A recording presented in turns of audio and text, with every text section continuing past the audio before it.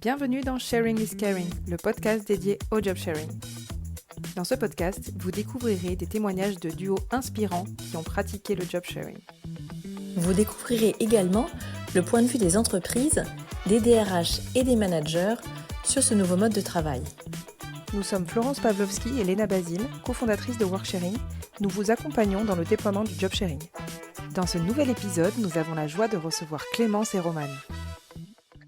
Bonjour à toutes et à tous et bienvenue dans ce nouvel épisode de Sharing is Caring. Donc aujourd'hui, nous avons le plaisir et la fierté de recevoir Clémence et Romane qui vont pouvoir nous partager leur expérience en top sharing. Donc nous allons leur laisser la parole afin qu'elles nous en parlent un petit peu plus. Est-ce que vous voulez vous présenter chacune déjà, vous nous dire voilà qui vous êtes, d'où vous venez, puis aussi déjà comment vous êtes connues aussi, parce qu'à la base, je crois qu'il y a une amitié qui a précédé cette aventure professionnelle. Oui, avec plaisir. Merci pour l'invitation. Romane Bergès et Clémence Aligny, on est deux cofondatrices au sein de Will Society. On a toutes les deux étudié à Toulouse Business School. On s'est rencontrées à la junior entreprise de notre école, donc Ascari Toulouse Junior Conseil. Ça a été 1 an et demi pendant lesquels on a partagé énormément de choses en matière de découverte entrepreneuriale, de découverte de soi. Pour vous donner un ordre de grandeur et d'idée, Escadrille, c'était à peu près 300 000 € de chiffre d'affaires pour une cinquantaine de clients. Et on a porté donc avec notre équipe cette junior entreprise jusqu'au titre de meilleure junior entreprise d'Europe. Et donc avec Clémence, on a toujours été passionnés par l'impact social et la performance économique. C'est ce qui nous a drivé pendant plus d'1 an et demi. Et c'est comme ça qu'on a appris à travailler énormément ensemble. Donc, on était très complémentaires. Moi, par la suite, j'ai eu un parcours donc, en finance. J'étais en private equity et en fusion-acquisition après, sur mon année de césure. Et donc, sur mon Master 2 et sur notre Master 2, avec Clémence, on a créé Will Society il y a 1 an maintenant, qui est le premier cercle privé intergénérationnel qui connecte des décideurs et des talents du monde entier pour réinventer le leadership, pour concilier aussi toutes les générations au sein du monde professionnel et mener notre mission à bien qui est de concilier performance, bien-être et excellence.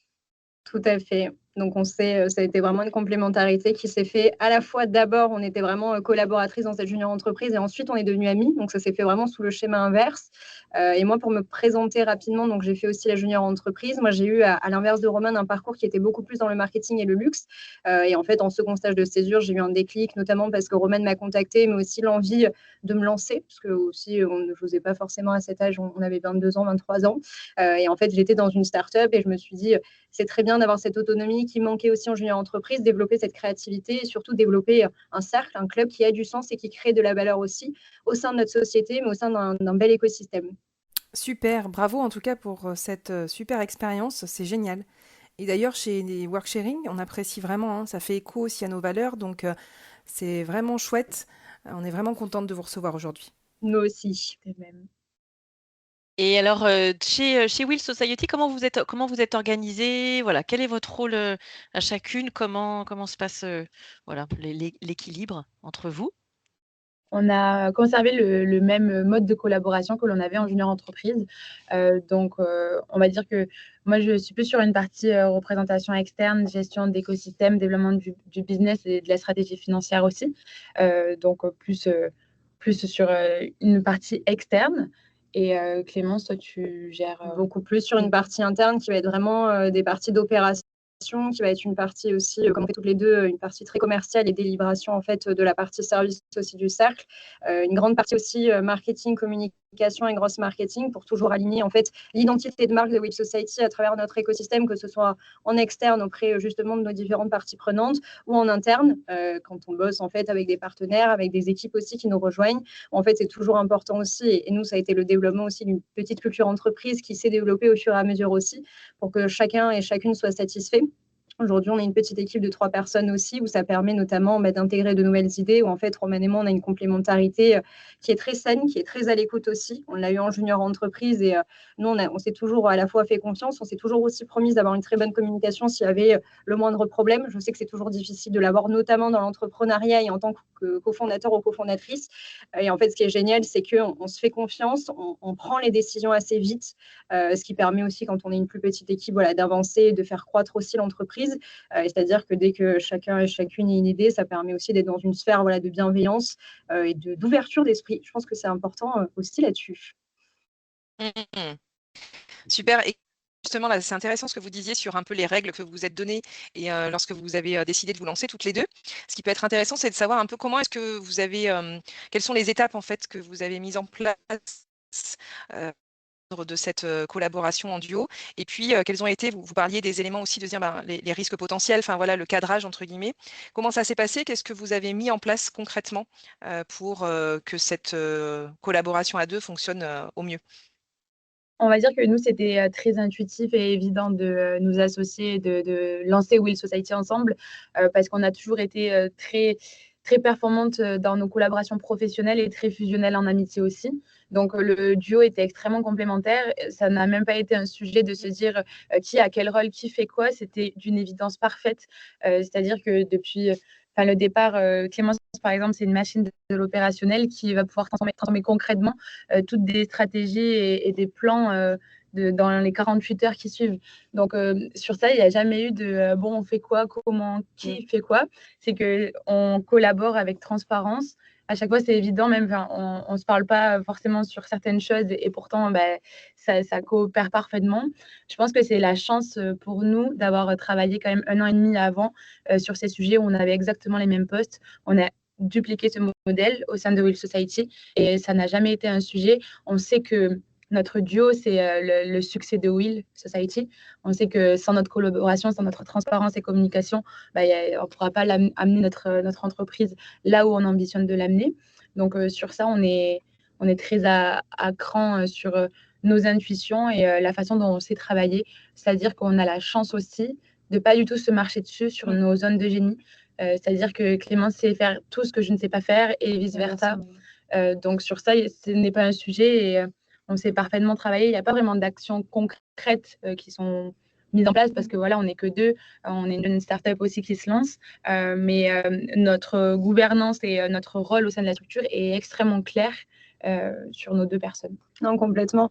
Et peut-être pour ajouter, c'est important aussi que les 2 personnes soient vraiment sur une vision autant personnelle que professionnelle, là où elles veulent amener la boîte. Parce qu'en fait, on se rend compte, et notamment, nous, on est à Station F aussi, on a été incubé il y a 5 mois, donc ça permet aussi de s'élever et de parler aussi avec d'autres entrepreneurs qui sortent une différente culture ou d'un différent horizon aussi. Donc, c'est toujours important d'échanger. En fait, on se rend compte que parfois, la vision n'est pas la même, donc ça peut créer aussi des tensions parfois qui sont minimes, mais qui peuvent en fait s'accumuler au long terme et en fait poser problème. Et en fait, nous, on a cette transparence, que ce soit sur un point de vue économique, sur un point de vue de tâche ou un point de vue un peu plus macro sur la gouvernance aussi. Je pense que c'est des sujets qui viendront quand l'équipe vraiment se développera aussi. Et c'est bien parce que c'est challengeant aussi. On apprend chaque jour à la fois de nous-mêmes, mais aussi de notre collaboration. Mais on a la chance que tout se fait naturellement. Personnellement, je trouve que c'est assez rare aussi d'avoir ce format duo. C'est un duo aussi qui est féminin, donc parfois il faut s'adapter aussi. Mais c'est une chance d'avoir bossé 1 an et demi vraiment en junior entreprise et je pense que c'est la meilleure école de la vie, sans faire vraiment la promotion de ça, mais c'est important de le dire parce qu'on n'avait pas besoin de communiquer. Il n'y avait pas des sentiments négatifs de jalousie, d'ego, ce qui est aussi assez rare puisque ça peut être très humain aussi. Et en fait, c'est toujours business first et vraiment emmener la boîte le plus haut possible. Et en fait, à partir du moment où on perd cette ligne directrice, on perd le socle et du coup, on perd cet équilibre aussi entre Roman et moi. Mais en tout cas, c'est jamais arrivé. Et c'est aussi, c'est une relation d'amitié aussi de base qui est très forte. Donc, tout se reflète dans la boîte, que ce soit notre why, notre mission, notre ambition personnelle et professionnelle. Et en fait, on a envie d'embarquer les gens autant dans notre duo et notre relation et dire que c'est possible de co-créer ensemble, en fait. Et là, je voulais rebondir sur ce que tu disais, Clémence. Tu dis, on est un duo féminin, il faut s'adapter. Mais dans quel sens, en fait c'est marrant que tu précises un duo féminin. Mais du coup, ça veut dire quoi? Tout Ça à implique fait. quoi? En fait, le duo féminin n'implique pas forcément. Nous, je sais qu'on parle beaucoup de plateformes vertes, notamment dans l'entrepreneuriat et le leadership féminin. Nous, c'est un sujet qui nous tient à cœur aussi, parce que ce n'est pas forcément, en toute honnêteté, où on se sent concerné. Nous, on ne s'est jamais senti ralenti, ou du moins, bien sûr, il y aura toujours des détracteurs globalement dans l'entrepreneuriat. On a aussi le fait et le biais d'être jeune. Enfin, on s'est lancé à 22 ans, donc être une femme et en plus avoir moins d'expérience, j'ai envie de dire, que des cadres expérimentés ou des gens qui se lancent plus tard, ça peut poser problème parfois. Mais en fait, on l'a toujours retiré à la fois comme une leçon, comme une accélération aussi d'apprentissage. Et en fait, on nous demande souvent, mais vous êtes 2 femmes, ça va, vous y arrivez, vous êtes jeunes. Et en fait, on leur dit, mais oui, parce C'est que vrai? tout est tellement naturel. Ouais, franchement, on nous le demande souvent et c'est naturel. Et en fait, s'il y a le moindre problème, bien sûr, il y en aura toujours des détracteurs là-dessus, mais c'est pas grave. En fait, on se fait tellement confiance en duo et personnellement que limite, je trouve que c'est une force aussi d'être 2 femmes dans ces situations parfois qu'on peut rencontrer. Ça peut être faire de nouvelles rencontres, ça peut être aussi dire qu'on impose aussi nos idées. C'est quelque chose qui n'est pas facile parfois dans certains environnements. Et c'est là où je trouve ça encore plus valorisant et c'est vraiment une source d'apprentissage là-dessus. Ouais, disons qu'il faut encore plus de courage Ouais. et de confiance en nous et en notre duo et en ce qu'on porte. Parce que le rôle et la légitimité est quand même challengé sur énormément de rendez-vous que l'on peut avoir business, par exemple. Et ça a renforcé encore plus notre duo et là où on doit aller, c'est qu'en fait, on n'a pas vraiment le choix d'être hyper forte mentalement, courageuse aussi sur tout ce qu'on rencontre. Et c'est là où la complémentarité est assez forte, vu qu'on se comprend sur tous les problèmes qu'on peut rencontrer. Oui, tout à fait. C'est vraiment sur un point de vue, et tu l'as très bien dit, Romaine, business un peu plus, parce que c'est là où on va rencontrer des personnes, parfois qui ne sont pas sensibles à l'admission, donc l'intergénérationnel. Parfois, il y a un gros levier de sensibilisation à avoir là-dessus, mais aussi de se dire déjà, vous êtes jeune, parfois, qu'est-ce que vous êtes en train de m'apprendre ou de me vendre? Et en plus, c'est un biais quand même assez cognitif d'être des femmes là-dessus, c'est vrai. Mais on ne l'a jamais ressenti comme un frein. Nous, on encourage toute personne, que ce soit homme ou femme, à se lancer dans l'entrepreneuriat aussi. Et si c'est des femmes, nous, ça nous tient à cœur aussi de les aider, quel que soit leur âge. Je ne pense pas qu'être jeune, c'est manquer d'expérience. Parfois, c'est peut-être plus de lucidité, créativité, plus de rapidité aussi. Donc, ça a aussi tous ses avantages. C'est hyper intéressant parce qu'on a eu d'autres témoignages de duos féminins aussi qui nous disaient que le fait d'être à 2, ça avait cassé des plafonds de verre en fait. Ça leur avait permis justement de prendre confiance et en plus il y a des études qui démontrent que les femmes ont besoin d'un niveau de maîtrise de compétences beaucoup plus important que les hommes sur la même situation, le même job avec le même profil. Et donc ça engage effectivement le fait d'être 2, d'avoir plus de confiance, de finalement se booster et de casser certains biais, comme tu dis, les biais cognitifs qui nous freinent en fait. Donc c'est hyper intéressant justement, notamment dans une discipline on souhaite développer l'accès, on va dire, à des postes à responsabilité ou même de dirigeants pour les femmes, de pouvoir envisager aussi ce mode de collaboration à 2. Complètement. Bon, il y a encore du travail pour changer, faire évoluer les mentalités, hein. Il y a encore du travail. Mais il faut aussi être des formats de représentation et inspirer confiance aussi et dire que c'est possible. Il faut avoir un bon message là-dessus. Et nous, ça nous tient à cœur aussi avec Romaine sur ce sujet-là. Nous, on connaît, on est très proche aussi de ces nouvelles générations et qui nous disent mais nous, on n'ose pas se lancer. Allez-y, c'est surtout ça le message, que vous soyez homme ou femme, que vous ayez une culture différente, un parcours de vie différent, une éducation différente, allez-y. Et en fait, le plus important, je dirais, c'est qu'il faut toujours prendre du recul et se remettre en question, parce qu'on le voit, la plupart des fondateurs ou cofondateurs, là où ils foirent principalement, c'est des questions d'ego, de non-maîtrise aussi, parce que la boîte va trop vite et que malheureusement, parfois c'est difficile de suivre aussi. Et c'est là où c'est toujours important de se dire, ok, stop, là il s'est passé ça, que ce soit positif ou négatif, on prend du recul et on en parle ensemble.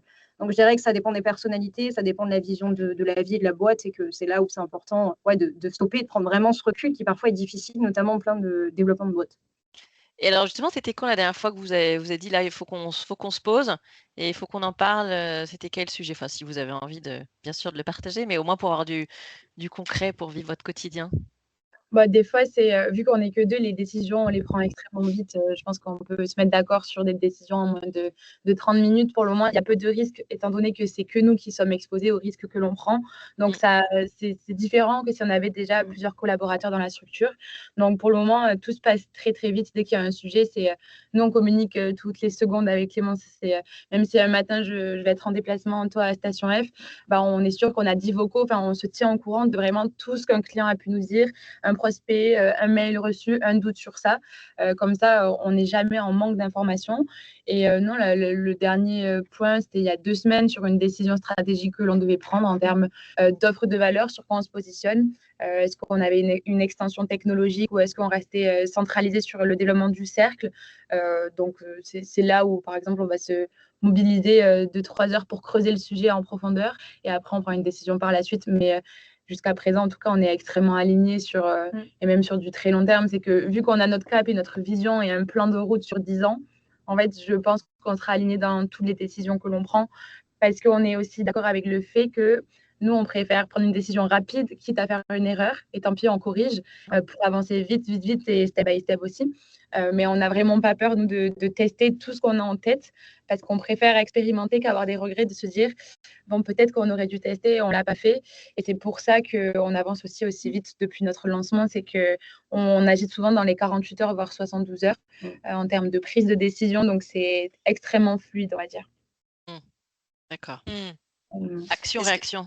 Ça te c'est parle, ça. Léna, aussi? Oui, c'est ça. Je vois bien. Fait écho. Pourriez-vous nous partager le plus grand défi auquel vous avez été confronté?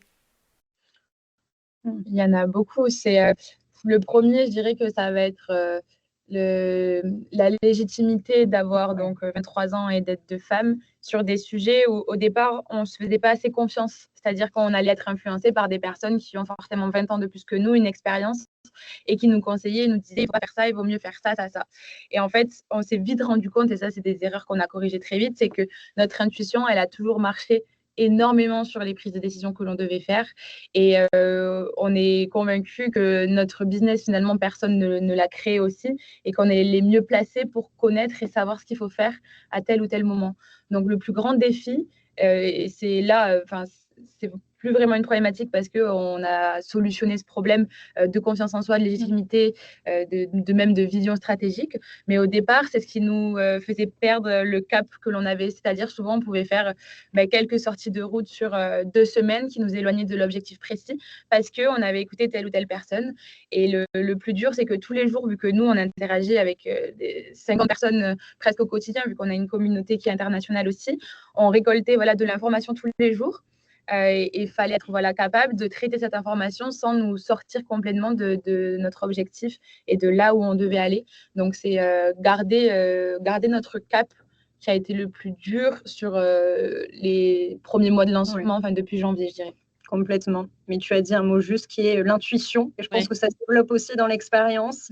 Et c'est là où c'est vraiment, j'ai envie de dire, riche sur cet aspect-là parce qu'il y a de la confiance. On sait chacune ce que l'autre pense. Donc ça, c'est assez marrant dans certaines situations aussi. Et je pense que la légitimité, ça se construit au long terme. Et en fait, vous vous rendez compte de ça quand il y a ce pilier, du moins ce palier business qui se crée en fait. C'est OK, maintenant on a rassemblé une communauté. Maintenant, comment on construit un business model, comment on va vivre de l'entreprise, comment on va construire vraiment une régularité économique. Et du coup, là, ça devient des challenges qui se superposent. Mais c'est là où c'est super enrichissant aussi. L'intuition, c'est vrai que souvent, c'est controversé d'ailleurs parfois. Enfin, je vois que certaines personnes disent bah oui, c'est important d'écouter son intuition, d'autres attention parce que du coup, on n'a pas une décision qui est finalement très objective, très rationnelle. Moi, personnellement, je crois quand même à l'intuition et de se dire cette petite voix intérieure, qu'est-ce qu'elle nous dit? Et en général, très souvent, c'est amusant parce que finalement, quand je ne l'ai pas suivi, ça n'allait pas forcément dans mon sens, dans le bon sens. Donc, mais c'est intéressant que vous en parliez. Et puis après, on sent bien qu'il y a quand même tout un côté très structuré, très cadré qui fait que, voilà, c'est pas non plus partir dans toutes les directions, mais on reste des êtres humains finalement, donc pas des robots. Donc c'est important aussi de pouvoir l'entendre. Ouais. Merci. Ouais. Oui, complètement. Et depuis le départ, c'est un peu ce qui nous a sauvés de faire de grosses erreurs, notre intuition. Donc, en fait, on continue. Ah, d'accord. Aussi, ça, c'est quelque chose qu'on va garder sur du très long terme. C'est ça. C'est garder aussi cette culture de l'échec, de se dire c'est pas grave, on apprend. Après, c'est important de structurer aussi, comme tu l'as dit, Florence. Et après, nous, on a ce côté aussi process qui est important. C'est-à-dire aussi, dès qu'il y a une idée, OK, on va le processiser. Bon, moi, je suis cette faculté-là, donc je suis parfois très extrême là-dessus. Mais c'est important et c'est ce que tout nous a appris dans la junior entreprise, en fait. Et en fait, on a eu le temps de faire les erreurs durant cette première expérience entrepreneuriale. Et c'est là où, en fait, on est plus sûr de soi. C'est important aussi de s'entourer de façon positive aussi. Ça peut être des amis, de la famille, mais aussi de parler à d'autres entrepreneurs qui sont passés par le même schéma aussi. Pas forcément s'aligner sur le même parcours et prendre tous les retours. Il faut savoir aussi les trier. Je dirais que c'est un excellent challenge aussi. C'est trier les bons et les mauvais retours et se dire, OK, là, je me fais confiance là-dessus et c'est pas grave. On continue dans cette lancée. Mais c'est parler aux gens. Je pense que c'est très important et ne pas rester fermé, même si on est deux, dans sa propre idée. D'accord. Effectivement. Oui, c'est vrai que quand on a plein de retours, vraiment, on se dit bon, alors attends, là j'écoute qui qui a raison, qui a tort. Puis au final, c'est ce qui nous parle à nous. Oui, c'est vrai. Ça résonne en tout cas. Ouais.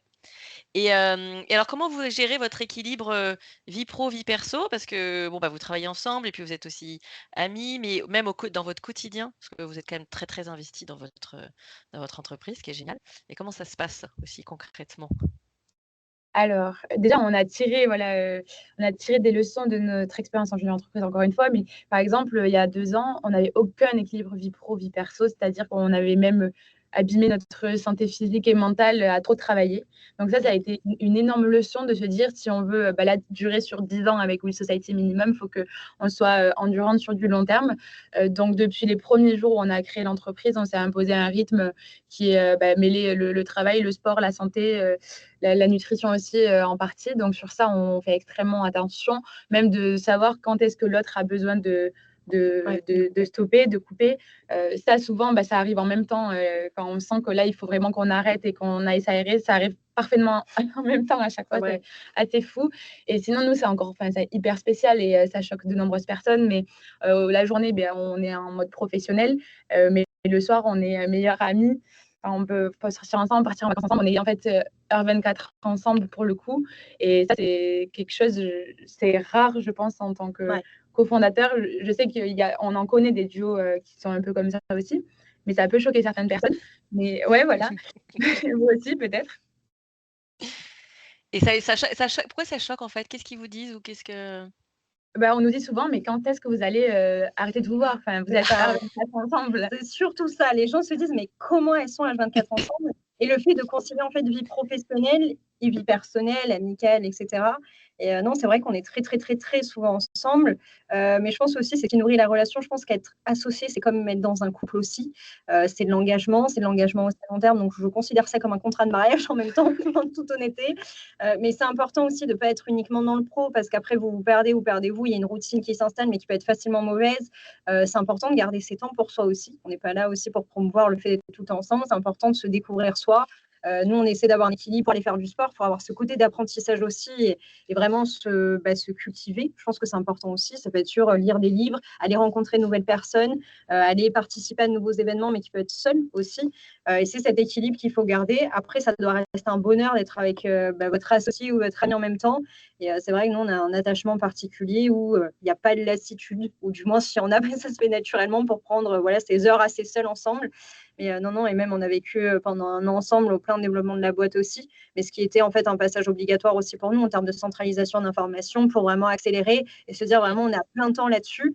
Parfois, oui, ça demande quelques sacrifices, d'avoir moins de temps, d'essayer en fait de trouver cet équilibre qui est parfois un peu plus difficile. Moi, je comprends qu'il y ait des entrepreneurs qui n'arrivent pas à le trouver, c'est quelque chose qui se construit au long terme aussi pour moi. On n'a pas l'équilibre parfait, mais c'est important de se dire, ok, là, j'ai pas l'impression de travailler, c'est une passion. Et en fait, je pense que, moi, c'est ma vision. Dès que ça devient vraiment du travail, que ça devient vraiment une contrainte, ok, je suis plus fondatrice de l'entreprise, je suis vraiment salariée de ma propre entreprise, quoi. Donc, à partir de ce moment-là, là, je prendrai du recul et je me dirai, ok, on va réfléchir. Et je pense que surtout sur le lancement de Will Society, c'était quand même en parallèle de nos études où on a pris énormément de risques, entre guillemets, mais de refuser des CDI, des belles alternances dans de belles entreprises. On s'est exposé au même niveau de risque et c'est pour ça que ça a encore plus renforcé notre duo et l'attachement entrepreneurial que l'on a eu. Donc ça, c'est encore plus extrême sur, je pense, notre première année de lancement. Ouais. Plus vous prenez des risques ensemble, plus ça va forger la relation, je pense. C'est intéressant cette notion effectivement de lien entre l'engagement et la prise de risque et le fait que on surmonte aussi les difficultés ensemble et du coup ça crée plus de liens en fait. Et vous arrivez quand même à ne pas discuter boulot le soir quand vous partez en vacances? Comment ça se passe du coup? Ça, on est un peu c'est difficile, ouais. Même c'est difficile. Des fois, on y arrive, mais des fois, on peut reparler boulot en 1 minute parce qu'on a eu ça en tête. Mais c'est de la passion. On prend pas ça comme un sujet de travail où il n'y en a pas une qui va dire tu parles trop de la boîte, trop du travail. C'est de la passion. On est aussi sur nos premières années, donc c'est assez difficile là de ne pas en parler. Mais tant mieux qu'on en parle parce que si on n'en parlait pas, limite, je trouverais ça inquiétant aussi puisque c'est ce qui nous drive quotidiennement. Mais c'est vrai que c'est compliqué, mais c'est un bonheur d'en parler. C'est vraiment pas du tout une contrainte. Et c'est là où parfois on a des idées à minuit, quand on est vraiment hors cadre du travail, station F, des fois on a de meilleures idées. Des fois, c'est important de changer d'environnement aussi. Mais c'est là où c'est passionnant. Et justement, quand vous êtes vraiment très engagés l'une envers l'autre, et est-ce que ça renforce le fait de dire non, mais il faut vraiment pas que je lâche? Est-ce que ça vous met une pression supplémentaire ou pour vous c'est naturel? Non, je pense que c'est dans nos veines, entre guillemets, mais l'envie de réussir est tellement grande et notre ambition, elle nous dépasse tellement que c'est même pas un sujet de se dire c'est parce que Clémence travaille autant que moi que je vais pas lâcher. Je pense qu'on est passionné de de ce qu'on fait, que la vision, on a envie d'amener l'entreprise le plus loin possible, et que après, c'est clair que pour nous lancer, c'est ça qui nous a permis de casser nos barrières qu'on peut avoir dans la tête, en se disant, on travaille énormément, on se hisse vers le haut toutes les deux. Ça, c'est clair que c'est un driver. Mais c'est plus parce qu'on est entièrement aligné sur le why personnel, professionnel. Et complètement. Je pense là où ça peut amener d'être à deux, par contre, c'est sur un volet de discipline qui est parfois dur à avoir. Enfin, c'est difficile d'être discipliné, de se lever parfois super tôt, d'avoir un cadre de vie vraiment, j'ai envie de dire, carré, aligné.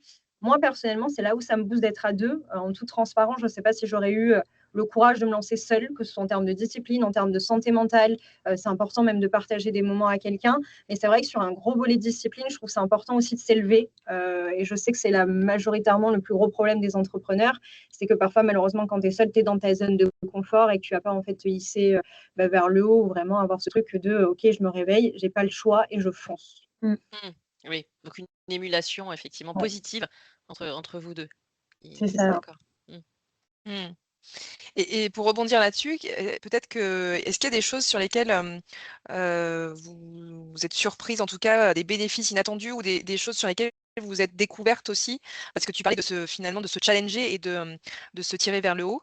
Est-ce qu'il y a des choses particulières qui ont émergé sur le fait d'être à deux? Oui, ça j'en suis convaincue. Moi, c'est que je pense déjà pour se lancer, moi, j'avais besoin que quelqu'un me fasse confiance pour me suivre et me donner confiance aussi. Clémence, elle n'a pas hésité. Enfin, dans les 2 secondes où je lui ai proposé de créer la boîte ensemble, elle m'a suivi directement. Donc, moi, ça a décuplé mon envie de me lancer et la confiance que je pouvais avoir dans le projet et en moi aussi. Donc, ça, moi, ça a été révélateur énormément. Et après, c'est notre capacité à casser toutes les barrières limitantes qu'on pouvait avoir.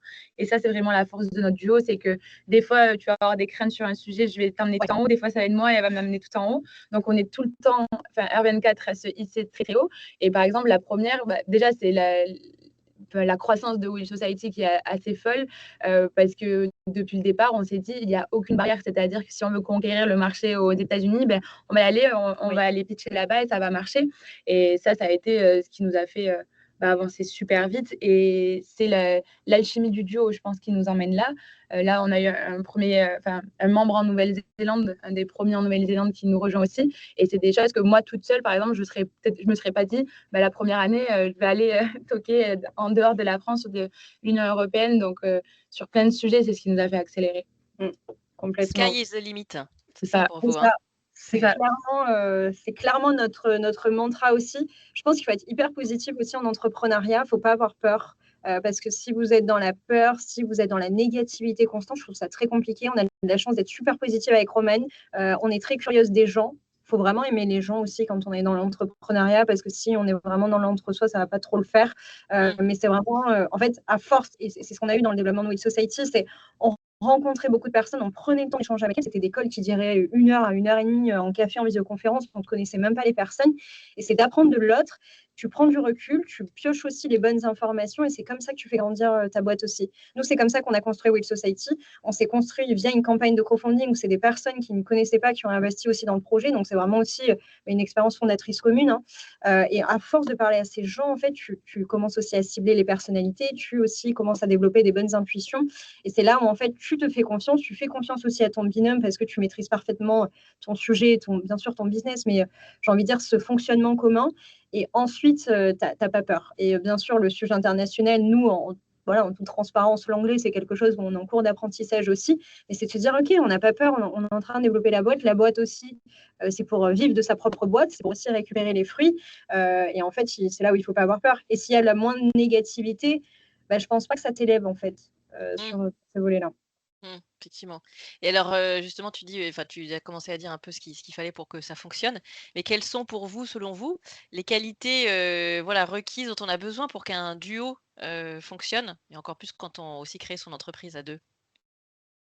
C'est une très bonne question. Oui. Déjà, du courage. Moi, je pense qu'il faut énormément de courage parce que c'est le premier cap. S'il n'y a pas de courage, c'est difficile de mener toutes les actions du quotidien.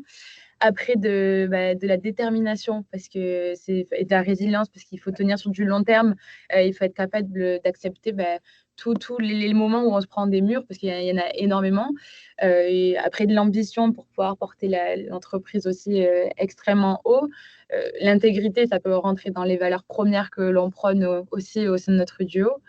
Et après, nous, c'est la positivité qui nous fait réussir. C'est qu'on voit le positif un peu partout. On approche tout comme une opportunité et on a clairement tout à gagner et rien à perdre dans la façon dont on voit les choses et dans notre approche.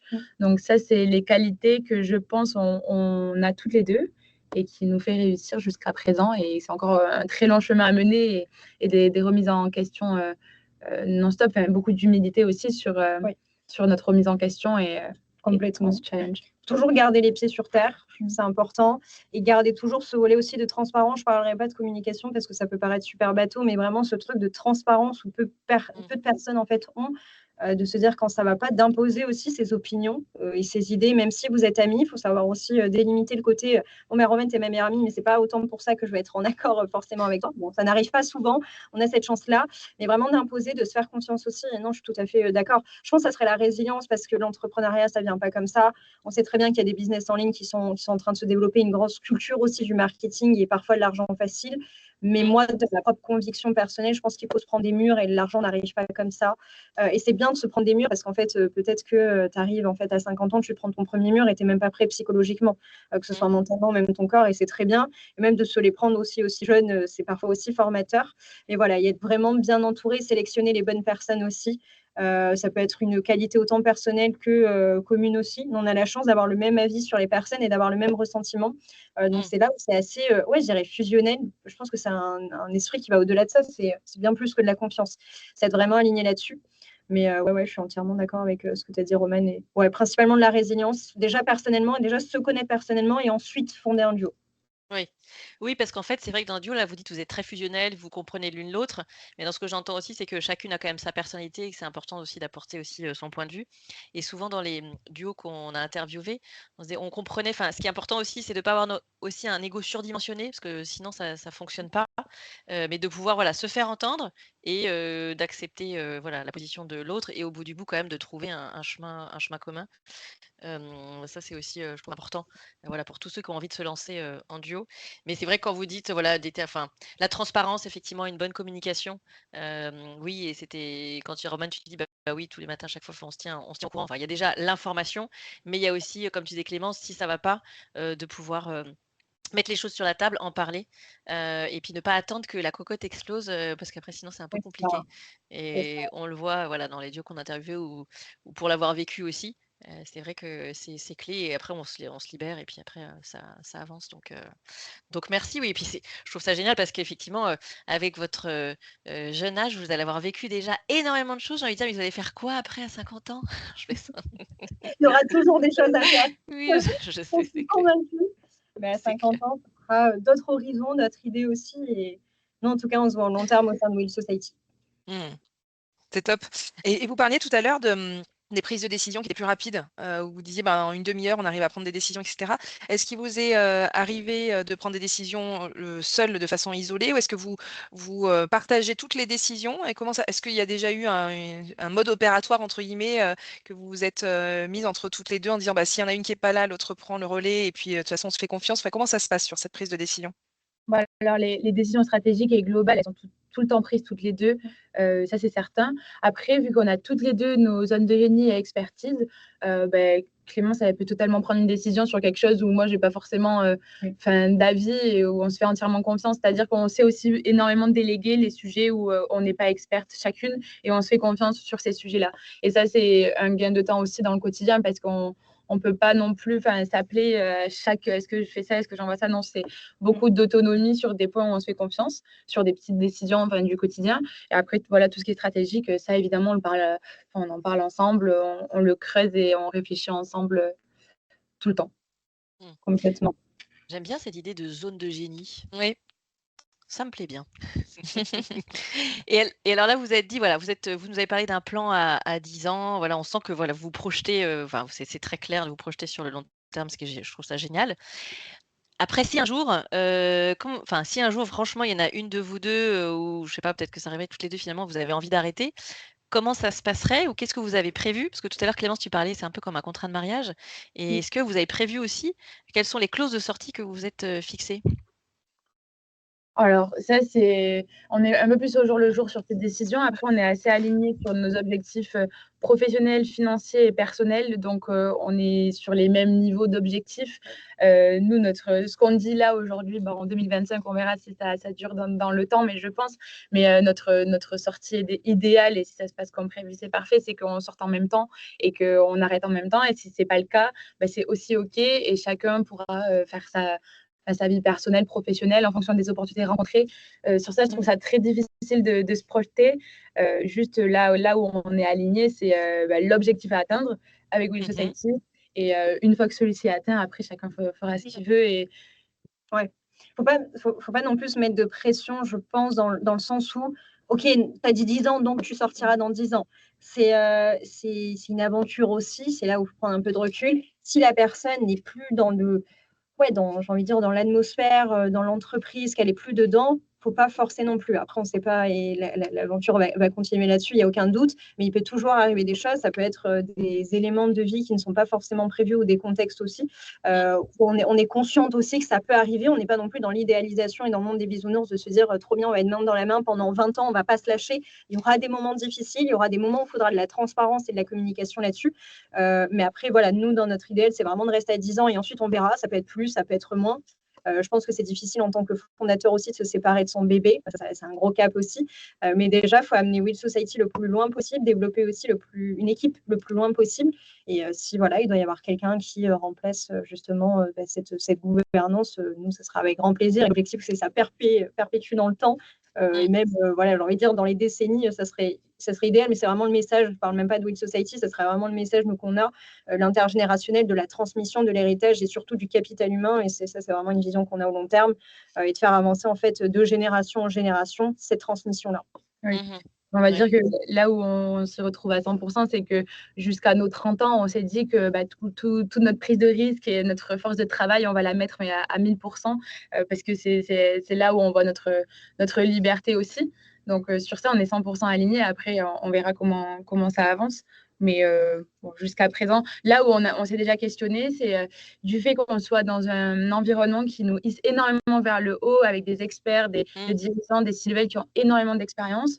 On s'est déjà dit, je pense que le moment arrivera dans 5, 6, 7, 8 ans, que des personnes soient mieux placées que nous de diriger opérationnellement l'entreprise en fonction de notre vitesse de développement aussi. Mais ça, c'est déjà des réflexions qu'on s'est dit voilà, si c'est plus nous les meilleures personnes pour amener Will Society le plus loin possible, ça sera OK. Et sur ça, on est assez alignés aussi. Ouais, c'est surtout le bien-être de la boîte avant tout. Et là, il n'y aura pas question d'ego de se dire non, mais on reste alors qu'on ne suit plus, que ce soit opérationnellement. C'est très bien qu'il y ait parfois des propres CEO qui n'arrivent plus à suivre leur boîte alors qu'ils ont été fondateurs aussi. Donc, non, on a assez de. Je pense que c'est une question de maturité aussi, de se dire faudra délaisser quand ça sera le bon moment de délaisser aussi. Oui, c'est intéressant, mais c'est courageux aussi de se dire ça et de se dire ça, on n'est plus, ça correspond plus. Carrément. Et c'est vrai que oui, on posait aussi la question parce qu'on avait interviewé un duo, ils sont ils sont mariés, enfin, en tout cas, ils sont ensemble dans la vie perso et ils ont créé l'entreprise. Et c'est vrai qu'ils se sont dit très clairement, voilà, pour l'entreprise, on s'est donné, on s'est écrit, voilà, pas les conditions de sortie, mais si ça fonctionne pas, voilà comment on fait, voilà ce qui se passe. Et pour que ça n'entache pas leur vie personnelle, parce qu'ils sont effectivement aussi ensemble dans la vie perso. Donc, on sait que c'est aussi une façon de se sentir aussi à l'aise, parce qu'on voit aussi dans les duos qu'on commence à accompagner là, ou alors moi aussi quand je l'ai vécu, c'était de se dire ok, on travaille ensemble pour combien de temps, et puis comment on fait s'il y en a un qui veut plus, comment ça se passe, comme ça on est aussi plus serein, et je trouve que ça fait une pression aussi en moins, voilà, pour avancer tranquillement ensemble. Ouais, c'est 100% aligné. Mais nous, c'est pareil, par exemple, on n'a pas encore de pacte d'associés entre nous deux. Ça sera le next step. Bon, on finit nos études là correctement, et après, c'est des sujets qu'on aura forcément pour mettre tout au clair, parce que c'est vrai que ça faisait 1 an où on était aussi en mode projet expérimenté. Oui. Et là, c'est passé à une autre échelle aussi, donc c'est des sujets qu'on va encore plus éclaircir. Et ça fait partie de l'aventure entrepreneuriale. Oui, c'est top. C'est top. Ouais, super. Donc, vous avez demandé de réfléchir un petit peu à trois mots qui représentaient votre votre partenaire, l'une et l'autre.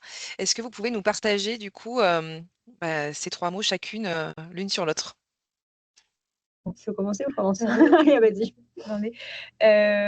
Clémence, donc c'est le courage, l'énergie et la résilience. Ouais, carrément. J'allais dire merci pour ces compliments. J'allais dire la résilience en premier. Là, en deuxième, j'aurais dit que c'est la détermination sans faille c'est la détermination / l'ambition de viser toujours plus haut et d'avoir des rêves assez grands et assez fous. C'est très rare d'avoir des personnes qui pensent comme ça aussi. Et je dirais que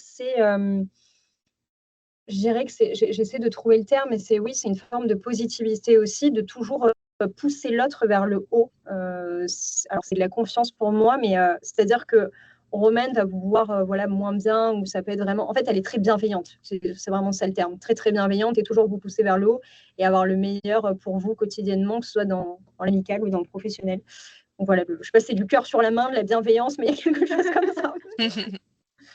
On sent de l'humain. On sent effectivement. Et c'est intéressant quand vous dites ce côté résilience, vous en parlez souvent. Vous en avez souvent parlé, effectivement, de se dire face à l'adversité, parce que vous l'avez dit, parfois vous êtes pris des murs et j'imagine que ce sera, enfin, c'est pas les premiers, c'est pas les derniers, mais en tout cas, de pouvoir embrasser ça comme des opportunités. Je trouve ça.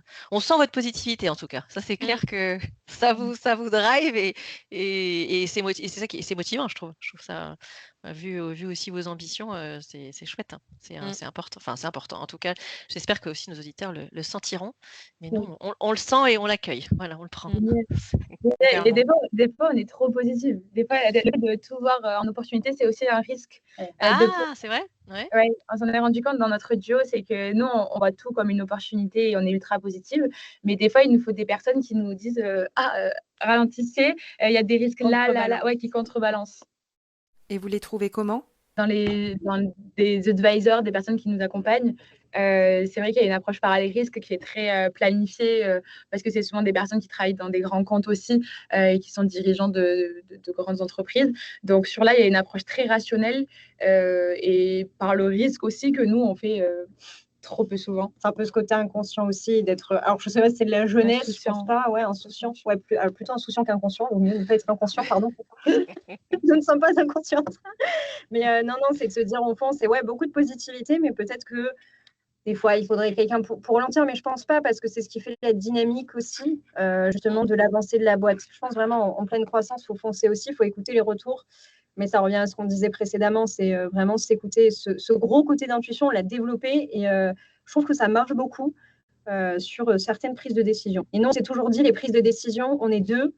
On a la chance aussi d'être accompagnés, mais on est principalement deux en termes de gouvernance. On a 24 heures pour prendre une décision, on ne va pas ruminer là-dessus.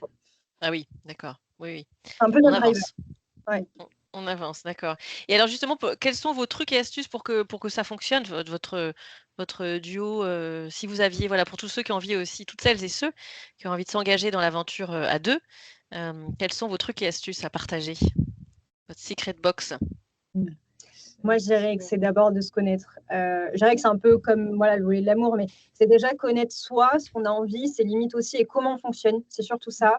Parce que si vous tombez dans un duo et vous ne savez pas comment vous fonctionnez, ça va poser problème et là, ça va se marcher dessus. Donc, c'est d'abord se connaître soi.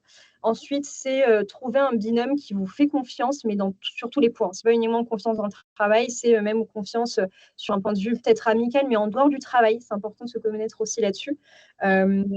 Et je dirais que c'est d'avoir de la résilience et faire confiance au duo aussi et rêver grand. Rêver grand parce que dans l'entrepreneuriat, si vous avez des limites, avoir des peurs, c'est normal. Mais si vous avez des limites, que vous ne voulez pas pousser le truc très loin, je pense que c'est ça en fait qui fait le plus gros driver de pas mal d'entrepreneurs. C'est vraiment de foncer et de se dire on n'a pas le choix, tous les jours on se lève et on n'a pas le choix. Je dirais que c'est les 3 plus gros points. Et moi, j'aurais rajouté la complémentarité parce que s'il y a des expertises sur lesquelles des fondateurs se marchent dessus, je pense que c'est très complexe, surtout sur la confiance en soi, sur plein de choses. Je pense que c'est important que ce soit vraiment différencié sur, encore une fois, les zones de génie de chacun, comme on disait.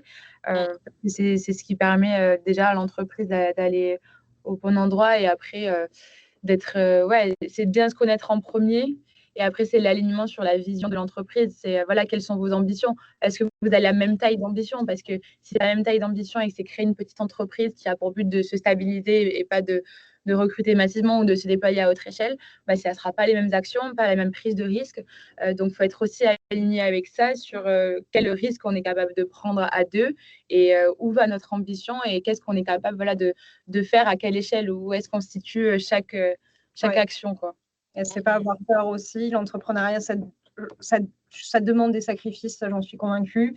Ça demande parfois une mise à jour sur soi. Ça peut être en termes de discipline, de routine ou même d'apprentissage. Donc ne pas avoir peur du risque et bien s'entourer. Je dirais parfois il faut enlever l'ego et écouter les retours. Ça, c'est vraiment un vrai truc. Du moins au début, quand vous êtes en plein développement de boîte, il y a justement un développement de marché qui se fait, vous essayez de trouver votre positionnement. C'est là où il faut être à l'écoute, mais de tout. Et après, vous triez les feedbacks là-dessus. Mais voilà, il ne faut pas être dans l'ego non plus. Je sais que c'est compliqué, c'est très humain. Et, voilà. Et c'est là où ça permet d'être à deux aussi, de se conforter dans les décisions, parfois de se dire, OK, est-ce que là, j'ai besoin de recul? Est-ce que là, je fais n'importe quoi? Et c'est OK de faire n'importe quoi aussi. Hein, c'est de l'apprentissage. Il y a des personnes à 45 ans qui font des erreurs aussi. Et ça, voilà, c'est OK. Il n'y a pas d'âge, il n'y a pas Il n'y a d'âge pas pour ça. d'âge, clairement, c'est intergénérationnel. C'est Mais clair. voilà, de faire confiance, ne pas avoir peur du risque, ça reste quand même un autre challenge de se lancer dans une aventure quand même entrepreneuriale. Mhm. Ce qui a fait écho tout à l'heure, là, quand je vous écoutais, il y a une citation de Mark Twain qui dit ils ne savaient pas que c'était impossible, alors ils l'ont fait. Et je trouve que ça reflète bien ce que vous dites depuis le début de l'épisode. Enfin, voilà, ça me venait parce que je me suis dit, tiens, ça fait écho quand même à tout ce que vous partagez. Je trouve ça super. Non, mais c'est exactement Ouais. ça. Et l'entrepreneuriat, ça révèle. Enfin, moi, de mon expérience personnelle, jamais j'aurais pensé me lancer. J'avais un syndrome de l'imposteur qui était terrible, même si je me disais tous les matins, allez, il faut le faire. Tu sais que c'est en toi, mais pourquoi tu ne le fais pas? Et c'est là où, en fait, il ne faut pas hésiter dès qu'il y a des bonnes occasions. Il faut foncer. La peur, c'est normal et c'est OK. Hein, c'est tout à fait normal. Mais voilà, il faut foncer dès qu'on sait que c'est le bon sentiment. Oui, complètement. Et c'est la façon d'appréhender tout ton quotidien, en fait, Ouais. qui fait la différence. Si tu vois tout comme une opportunité et que tout est possible, bah, je pense que tout est vraiment possible. Ouais. Ça, c'est un gros driver qu'on a, en effet. Oui, non, c'est vrai que on sent que ça repousse les limites, voilà. Mais oui, oui, non, mais c'est vrai, c'est marrant parce que l'autre jour, j'avais un ami, bon, il a créé une entreprise. Il m'a dit, si j'avais su avant de m'engager que j'étais partie sur un rêve fou, enfin, que c'était, enfin, je crois que j'y serais pas allée, mais en fait, c'est cette folie qui fait que on peut faire des grandes choses. Donc, C'est ça. donc vous avez un super driver. C'est très important. Et nous, dès qu'on s'est lancé, on était à fond. On ne savait même pas pourquoi. On n'avait pas le nom de l'entreprise. On n'avait pas non plus le qu'est-ce qu'on allait faire, hein, en toute transparence. Mais on avait ce why, c'est pourquoi vous faites ça. Et ça, ne l'a jamais l'oublier. Parce Et alors, que c'est quoi votre why, pour le redire? Oui, il est gros, hyper, ouais. Il est gros? Alors oui, allez-y, dites-nous. Bah, le premier, ça va être la liberté que l'entrepreneuriat peut nous offrir. Après, nous, c'est le Will Society, c'est la volonté d'avoir un impact positif sur notre société aussi. C'est comment Will Society va résonner dans des années et quelle transformation on peut apporter à chaque individu finalement et au capital humain des organisations. Donc, on a envie d'inspirer, de déclencher cette envie et de porter ou de hisser la nouvelle génération le plus haut possible aussi et de redonner une énergie vivifiante à des seniors ou des personnes encore plus expérimentées aussi. Donc, on a envie de contaminer positivement aussi tout l'écosystème que l'on est en train de créer et c'est à quelle hauteur on va être capable de créer cette valeur que l'on est en train de faire, qui est un peu une économie circulaire aussi de transmission, de savoir-être, de savoir-faire. Et on a vraiment envie, même au-delà de ça, de démocratiser un réseau qui soit accessible à n'importe quel jeune qui a un peu d'ambition. Donc, c'est comment voilà, on va redonner l'ascension sociale aussi grâce à Will Society. Donc, il y a un vrai impact sociétal et humain qui est fort. Complètement. Et en fait, le will, c'est vraiment la détermination et l'aspect de volonté. Et le society, c'est d'avoir cet impact positif dans toute la société, et que ce soit l'éducation, que ce soit sur un point de vue individuel. On parle beaucoup de révéler son plein potentiel. On révèle son plein potentiel quand on est dans un écosystème ou dans un environnement qui croit en nous aussi. Donc, on croit beaucoup à nos membres au sein de Will Society. On les pousse à développer des projets, à donner leurs idées et vraiment ne pas avoir peur aussi. On casse ces silos générationnels et de hiérarchie aussi. Et avoir vraiment un impact dans les entreprises, les organisations, les associations. Enfin, c'est vraiment très macro là-dessus. Et c'est là où ça serait l'idéal à très très long terme. Alors là, on est monté tout en haut de la pyramide de Maslow avec l'épanouissement et l'impact sociétal, etc. Si on revient sur le bas de la pyramide, on va dire les besoins basiques. Si vous étiez un plat, si votre duo était un plat, un bon plat à partager, qu'est-ce que ce serait pour vous?